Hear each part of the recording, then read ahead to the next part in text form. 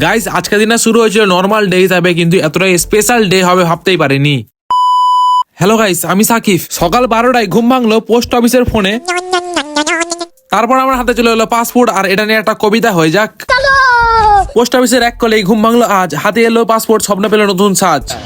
তাই বেশি লেট না করে তাড়াতাড়ি আনবক্সিং করা যাক। তো গাইস এই মুহূর্তে আমার হাতে রয়েছে পাসপোর্ট, আর পাসপোর্ট দেখতে পাচ্ছ এখানে রয়েছে। অনেক ভাববে যে অন্য কারোর পাসপোর্ট, কিন্তু না গাইস, এটা আমারই পাসপোর্ট। দেখতে পাচ্ছ আমার ফটো দেওয়া রয়েছে, তাই জন্য দেখে দিলাম তোমাদের সবাইকে।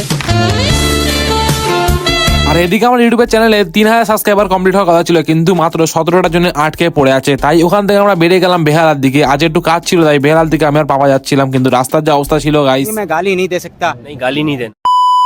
তারপর ওখানে কাজ মিলিয়ার পর চলে গেলাম বেহালা হাজি সাহেবের রোল, আর ওখান থেকে রোল নিয়ে চলে এলাম গাইস বাড়িতে। আর ভাবছিলাম যে একটু চেক করে দেখা যাক কটা সাবস্ক্রাইবার বাকি আছে। 3000 সাবস্ক্রাইবার কমপ্লিট হয়েছে তার কিছুক্ষণ পর, কিন্তু গাইস একটা বাকি ছিল মাত্র। আর দেখতে দেখতে হয়ে গেল 3000 সাবস্ক্রাইবার কমপ্লিট তোমাদের ভালোবাসায়। গাইস ভিডিওটা এখানে এন্ড করছি, দেখা হচ্ছে পরেরটি ভ্লগে।